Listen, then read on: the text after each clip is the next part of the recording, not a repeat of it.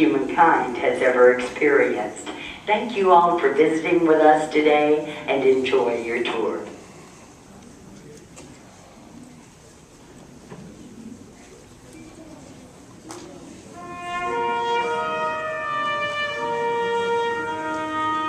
When I was a kid, I used to dream about flying through space. Every week on TV, I'd watch my heroes as they jumped into their rocket ships and took to the stars. And I wanted to be like them. They had courage, imagination, and no problem ever stood in their way for long.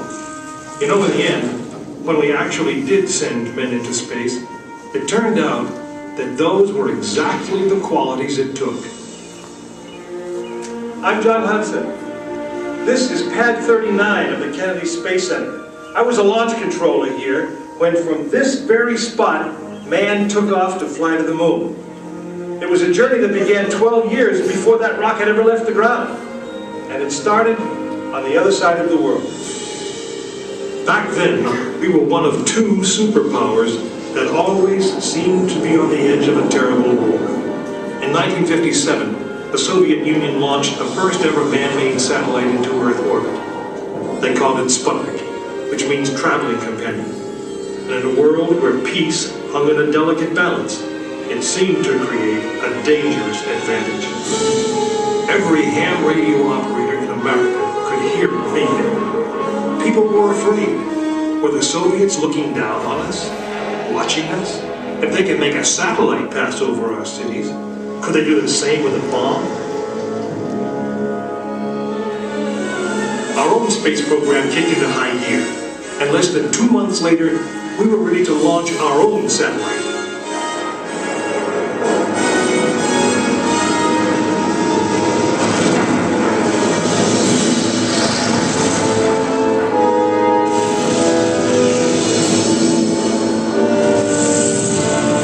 It was being called the space race, and we were running a distant second. In 1961, we fell even further behind. Soviet cosmonaut Yuri Gagarin became the first man into space, circling the world in just 89 minutes. We had our own astronauts, and they were eager and ready to take the big ride. But our manned space program couldn't seem to get off the ground. We stuck with it, and on May 5th, 1961, things finally started going right. Astronaut Alan Shepard took his ship Freedom 7 6.5 miles into space. America had its first space hero. Just a few days later, our space program received a new challenge. But this one did not come from the Soviet Union. It came from our young president. In one inspiring moment, he changed the mission, from one based in fear of the present to one of hope for the future. But why, some say, the moon? Why choose this as our goal? And they may well ask, why climb the highest mountain? Why, 35 years ago, fly the Atlantic? Why does Rice play Texas? We choose to go to the moon. We choose to go to the moon.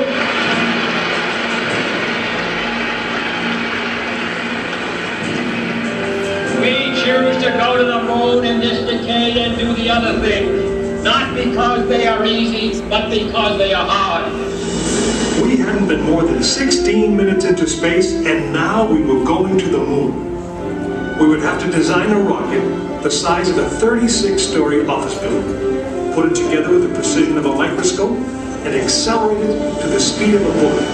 Then we would have to guide it to a moving target 250,000 miles away. Many people thought it was an impossible dream, but 400,000 of us set about making that dream a reality.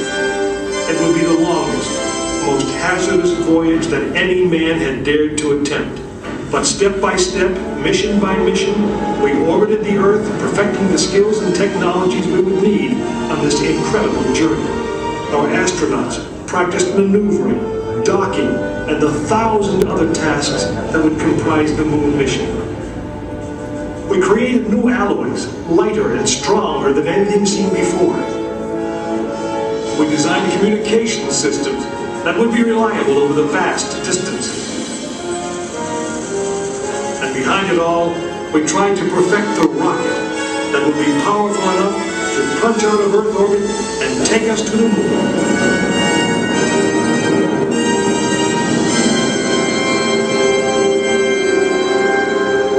One day, however, the dream of flying to the moon almost slipped away. It was January 27th, 1967.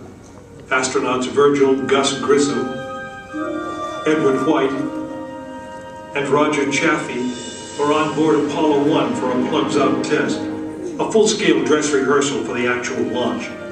Suddenly it happened. There was a fire in the capsule. 3 men whose lives had been in our hands were lost. Surely the opening vistas of space promise high costs and hardships, as well as high reward. But this country of the United States was not built by those who waited and rested and wished to look behind them.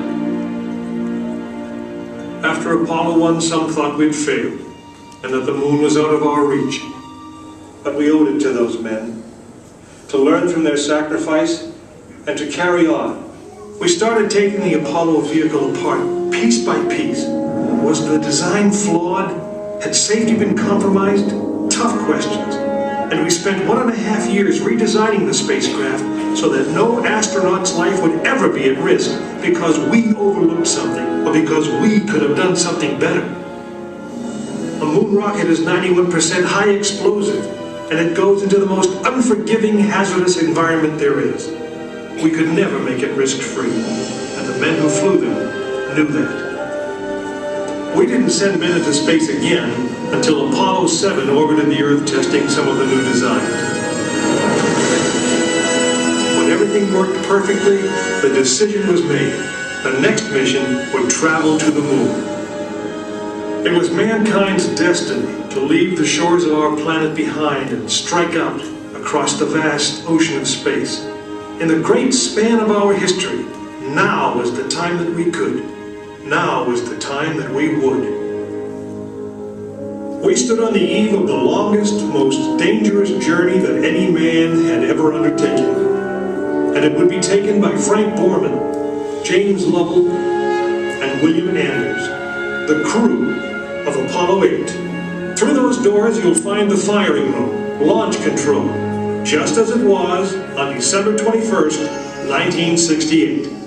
Please watch your step as you enter the theater.